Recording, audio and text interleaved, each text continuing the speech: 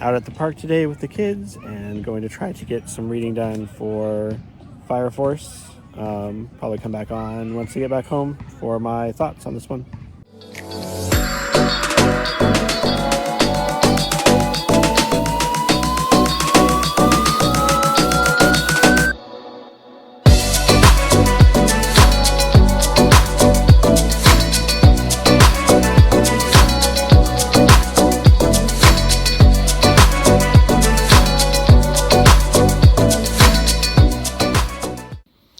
All right, time for my final thoughts on Fire Force Volume 1. So this is one that was doing so well at the beginning, and I thought the characterization was strong. I particularly liked the world. I thought this one had the most interesting setting of anything that I've read so far. The Baroque architecture mixed with like modern day industrial elements. It had a blend of like a fire truck with a like military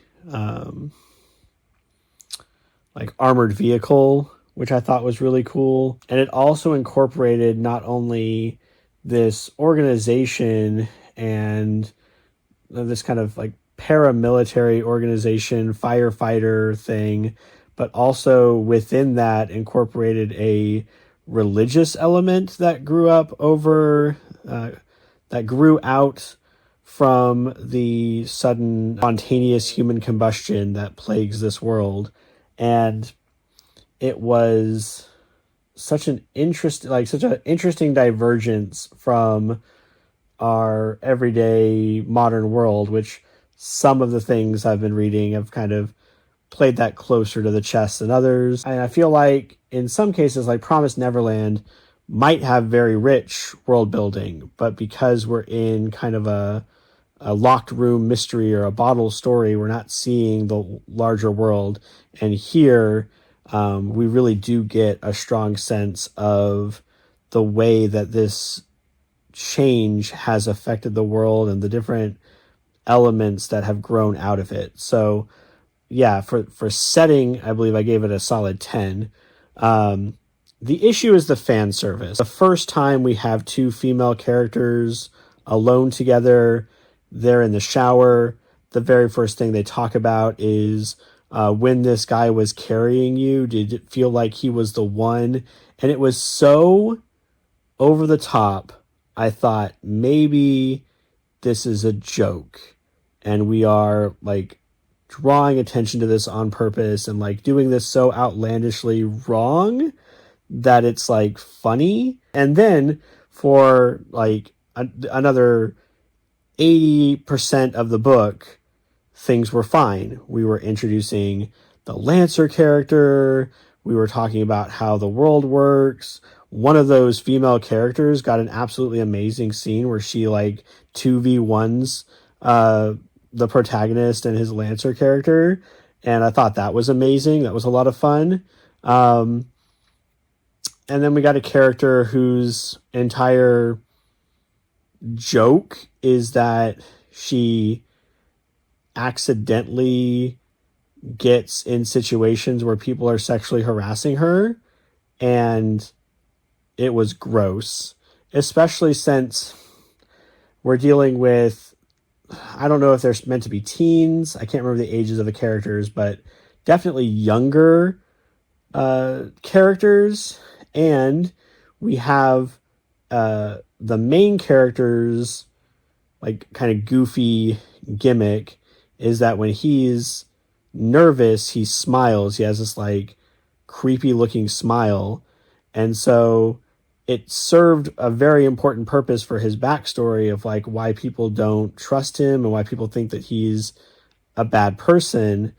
But in those last moments with this new character, like as these situations are happening where she somehow winds up where he's like grabbing her butt, he's also got this really creepy smile on his face, and it just tanked this comic so bad. It was doing so well. And so, yeah, I think all that Witch Hat needs to do is be consistent, and it will probably take this round. It's real unfortunate because I really liked the setup and I liked the story and I liked 80% of what was going on, but that last 20% was just not good. Despite all that, this still ended up with a 55 in the call pile metric, which is equivalent to about 7.88 out of 10.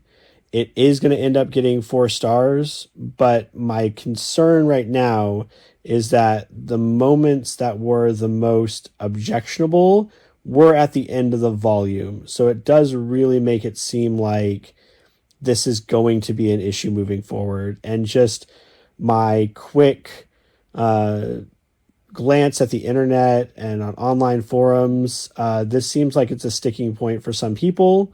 But also the character in question that I have issue with is apparently also the number 2 most popular character in Japan. So like, this is something that people want apparently, but not me.